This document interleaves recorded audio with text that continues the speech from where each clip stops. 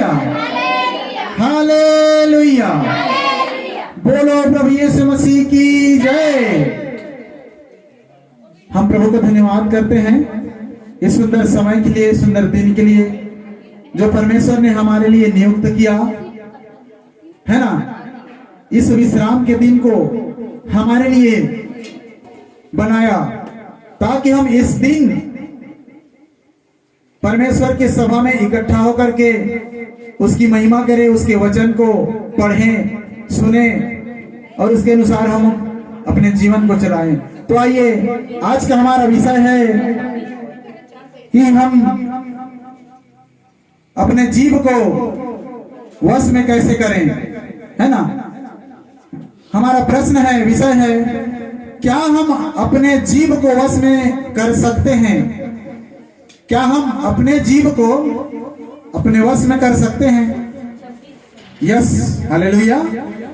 इस वचन को जब हम पढ़ेंगे तो हम अपने जीव को अपने वश में कर सकते हैं, जीव में लगाम लगा सकते हैं। तो मेरे साथ निकालिए पहला पतरस अध्याय 3 का 10, 11, 12, पृष्ठ नंबर 326 नया नियम से।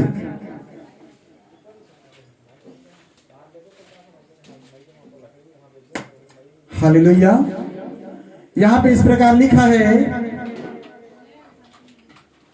पढ़िएगा, 3 का 10 को पढ़िए, ऊंचे आवाज से पढ़ना। हाँ, एक जने पढ़िए पढ़िए।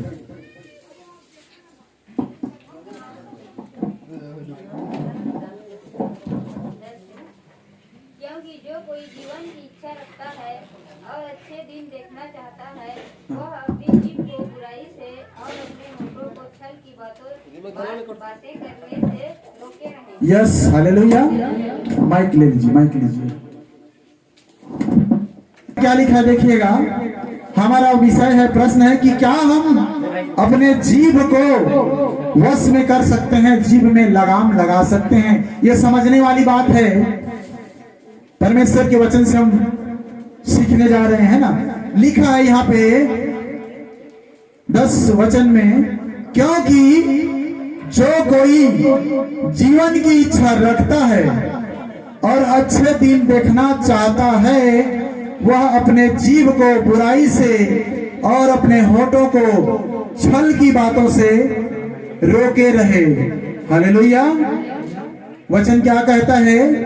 क्योंकि जो कोई, है ना, जीवन की इच्छा रखता है और अच्छे दिन देखना चाहता है, वह अपनी इस जीभ को बुराई से रोके रहे और अपने होठों को छल की बातों से रोके रखे। तो ये वचन हमारे लिए महत्वपूर्ण है ना। वचन कहता है कि जो कोई का मतलब कोई भी, हेलो, इसमें जो कोई कहा गया है तो हर मनुष्य को कहता है। वचन जीवन की इच्छा रखता है। क्या हम अच्छा जिंदगी जीना चाहते हैं? अच्छा जीवन चाहते हैं?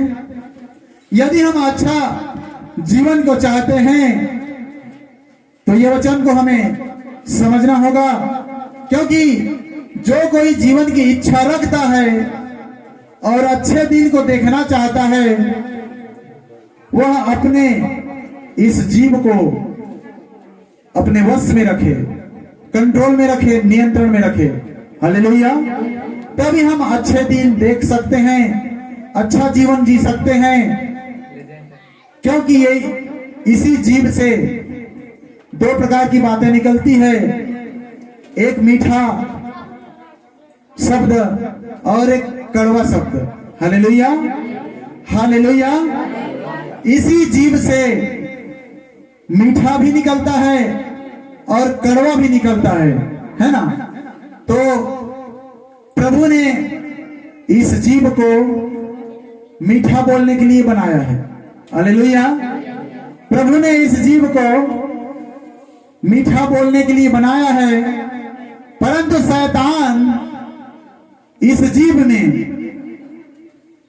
अपनी कड़वाहट को डालता है, क्योंकि हर एक मनुष्य शैतान के बंधन से बंधा हुआ है। हालेलुया। इसलिए वो मीठे शब्द को छोड़कर, मीठे जुबान को छोड़ करके कड़वा बोलने लगता है ना। तो इस वचन के द्वारा हमें अपने जीव को वश में करना है, अपने जीव में लगाम लगाना है।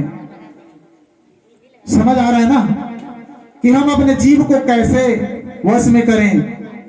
यदि इस जीव पर लगाम नहीं लगाएंगे तो ये शैतान की भाषा बोलते रहेगा।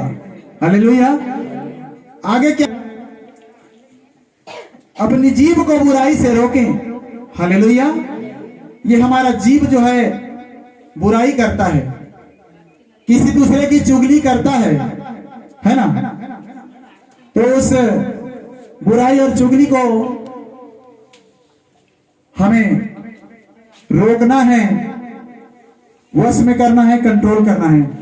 जब हम एक दूसरे की बुराई करते हैं तो किसका भाषा है? शैतान का। हालेलुया।